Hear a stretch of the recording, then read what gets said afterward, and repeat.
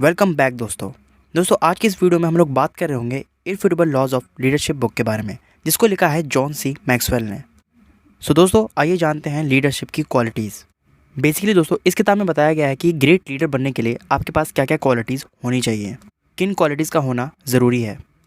Our first point is, किसी भी business की सक्सेस में सबसे बड़ा हाथ एक अच्छी लीडरशिप का होता है। दोस्तों लीडरशिप एक स्किल है, अगर आप चाहें तो इसे आप डेवलप कर सकते हैं। लीडर वो होता है जो लोगों को इंस्पायर कर सके। दोस्तों सिंपली अगर आप इस किताब को पढ़ोगे तो आपको जानने को मिलेगा कि कैसे मैकडोनल्ड ब्रदर्स जिस ऊंचाई पर अपने बिजनेस को नहीं ले जा पाए, उसे रे क्रॉक एक बहुत ही बड़े लेवल पर लेके गए। दोस्तों कुल मिलाकर इस बुक में टोटल 21 लॉज को डिस्कस किया गया है। मैं यहाँ पे आपको कुछ ही लॉज बताने वाला हूँ। अगर दोस्तों आपको सारे लॉज की वीडियो चाहिए तो आप मुझे नीचे कमेंट करके बता सकते हो। दोस्तों पहला लॉ है हमारा लॉ ऑफ द लीड। दोस्तों सिंपली इस लॉ के अकॉर्डिंग, इसके अकॉर्डिंग आपकी जो बिज़नेस की ग्रोथ है वो एक चीज़ पर डिपेंड होती है, वो है आपकी लीडरशिप, आपकी लीड करने की योग्यता, आपकी लीड करने की कैपेसिटी। और दोस्तों यही वजह है जो मैकडोनल्ड ब्रदर्स को फेस करनी पड़ी थी प्रॉब्लम। बेसिकली दोस्तों उन ब्रदर्स के पास अच्छी कस्टमर सर्विस और नए नए आइडियाज़ तो थे, पर एक लीडरशिप क्वालिटी में वो बेसिकली बहुत पीछे थे। और यही वजह थी जिसकी वजह से जो फ्रेंचाइजी थे वो उन पर भरोसा नहीं जता पा रहे थे। जब दोस्तों उन्हें इस प्रॉब्लम का कोई सॉल्यूशन नहीं मिला तो उन्होंने रे क्रॉक से बात करी और उनको बिज़नेस बढ़ाने का काम सौंपा। और फिर उसके बाद क्या हुआ, रे क्रॉक एक अच्छे लीडर की तरह पूरी जिम्मेदारी से उस काम में जुट गए। उन्होंने बेसिकली स्किल्ड लोगों को हायर पोजीशन पर अपॉइंट किया, उनकी सैलरी देने के लिए बैंक से लोन लिया, अपनी इंश्योरेंस पॉलिसी तक तोड़वा दी और अपनी खुद की सैलरी भी बल्कि इस बिज़नेस में इन्वेस्ट कर दी, ताकि बेसिकली काम चलता रहे। और दोस्तों बिल्कुल रिजल्ट जो थे वो बहुत ही एस्टॉनिशिंग थे। जहां मैकडोनल्ड्स ब्रदर्स सिर्फ 15 डील क्लोज कर पाए थे, रे क्रॉक ने पहले 4 सालों में ही 100 और अगले 4 सालों में 400 डील क्लोज कर दी थी। बेसिकली दोस्तों ये लॉ हमें सिखाता है जिम्मेदारी के बारे में, कि किसी भी ऑर्गेनाइजेशन में एक लीडर का जिम्मेदार होना बहुत ही ज़्यादा ज़रूरी होता है। अब दोस्तों हमारा अगला लॉ है लॉ ऑफ इन्फ्लुएंस। दोस्तों सिंपली अगर आप अपनी ऑर्गेनाइजेशन के अंदर किसी को लीड पोजीशन पर अपॉइंट करना चाहते हो तो आपको सबसे पहले ये देखना होगा कि वह कितना प्रभावशाली है, वो कितना इम्पैक्ट डाल सकता है लोगों के ऊपर। और इसका पता आपको उसकी पिछली परफॉर्मेंस के आधार पर ही पता चल सकता है। दोस्तों मदर टेरेसा, जो भले ही एक आम सीधी सादी दिखने वाली एक महिला हो, लेकिन उनका प्रभाव बहुत लोगों पर था। वो एक बहुत ही बेहतरीन लीडर थी। बेसिकली लाखों लोग उनसे प्रभावित होकर उनकी तरह गरीबों की सेवा करने के लिए आगे आने लगे। और यही चीज़ हमें उनकी इन्फ्लुएंस के बारे में बताती है। बेसिकली जो लोग थे वो उनकी बातें सुनने के लिए अपना काम धाम सब छोड़कर दौड़ पड़ते थे, क्योंकि बेसिकली वो जो थे वो उनका सम्मान करते थे। बेसिकली दोस्तों एक क्वेश्चन यहाँ पे भी अराइज होता है कि आप कैसे दूसरों को इन्फ्लुएंस कर सकते हो, ये क्वालिटी अपने अंदर जनरेट कर सकते हो। देखो दोस्तों इसके लिए आपको कोई ऐसा काम करना होगा, ऐसी जगह पे ध्यान लगाना होगा, ऐसी जगह फोकस करना होगा जो आपके फॉलोअर्स पर एक गहरा इम्पैक्ट डाल सकेगी इन फ्यूचर। फॉर एग्जाम्पल दोस्तों अगर आपकी टीम है तो आपको ये समझना होगा कि आपके टीम मेंबर कैसा महसूस करते हैं।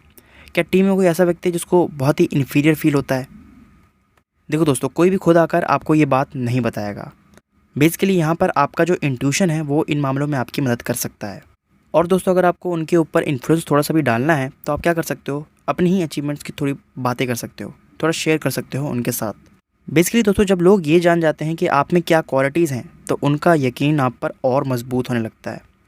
सिंपली दोस्तों एक लीडर का भरोसेमंद होना बहुत ज़्यादा ज़रूरी होता है। अगर वो खुद के बनाए जो रूल्स हैं वही तोड़ने लगे तो उस पर विश्वास कौन करेगा। दोस्तों हमारा तीसरा लॉ है लॉ ऑफ सॉलिड ग्राउंड। इसका सिंपली मतलब है कि एक लीडर को लोगों का विश्वास बना कर रखना चाहिए।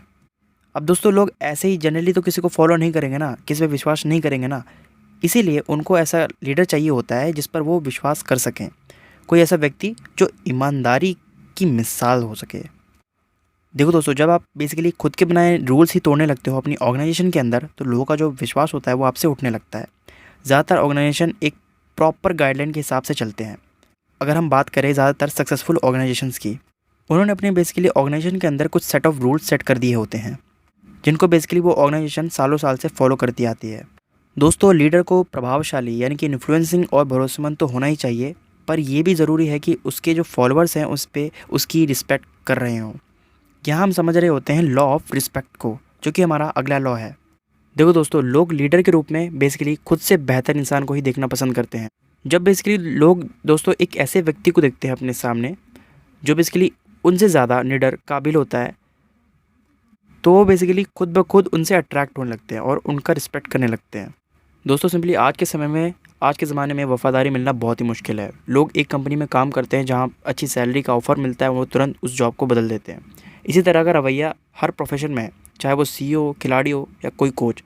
वे उस दिशा में चलने पड़ते हैं जहाँ उन्हें ज़्यादा पैसा दिखता है। लेकिन इस वजह से कई बार क्या होता है, जो उनके फॉलोअर्स हैं उनके मन में उनके लिए जो रिस्पेक्ट होती है वो कम होने लगती है। बेसिकली दोस्तों, जब आप अपनी मुश्किल वक्त में भी अपना जो कमिटमेंट है वो बनाए रखते हैं तो आपको उसका रिवॉर्ड भी मिलता है। जब दोस्तों एक कंपनी बुरे दौर से गुजर रही होती है तो अब एक अच्छा बिजनेस लीडर अपने लिए एक नई जॉब ढूंढने के बजाय अपने साथियों की जॉब बचाने की भरपूर कोशिश करता है। ये क्वालिटी है एक गुड लीडर की। देखो दोस्तों, लीडर की टीम में अपनी तरह के लोग होने चाहिए जिनका बेसिकली जो माइंडसेट हो वो लीडर के माइंडसेट से थोड़ा सा अलाइंड हो। और दोस्तों, एक बेस्ट टीम क्रिएट करने के लिए आप अपने आप से रेगुलर बेस पे एक क्वेश्चन पूछ सकते हो कि आपको किस तरह की टीम की ज़रूरत है। बेसिकली आपकी टीम में जो मेंबर्स हो उनकी क्या क्वालिफिकेशन होनी चाहिए, क्या पर्सनैलिटी होनी चाहिए, क्या गोल्स होने चाहिए, वो जो होते हैं बेसिकली वो आपसे मिलते जुलते होने चाहिए। और इसी टीम बिल्डिंग के अराउंड एक लॉ निकल कर के आया है जिसे कहते हैं हम लॉ ऑफ मैग्नेटिज्म।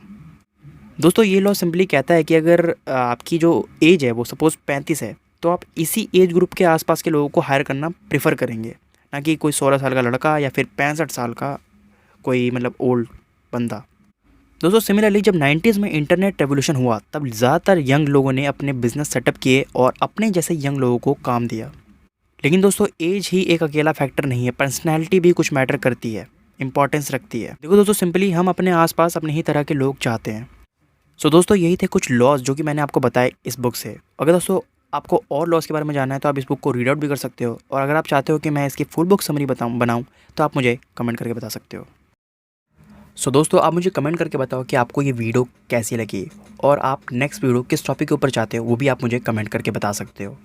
और दोस्तों आप ये चेक कर लो कि कहीं आपने इस चैनल को सब्सक्राइब ना कर रखा हो, क्योंकि अगर ऐसा है तो आप इस चैनल को सब्सक्राइब कर लो, क्योंकि दोस्तों फ्यूचर में भी आपको इसी तरह के इन्फॉर्मेटिव कंटेंट मिलने वाले हैं जो बेसिकली आपको आपकी लाइफ में ग्रो करने में मदद करेंगे। मैं मिलता हूँ आपको नेक्स्ट वीडियो में।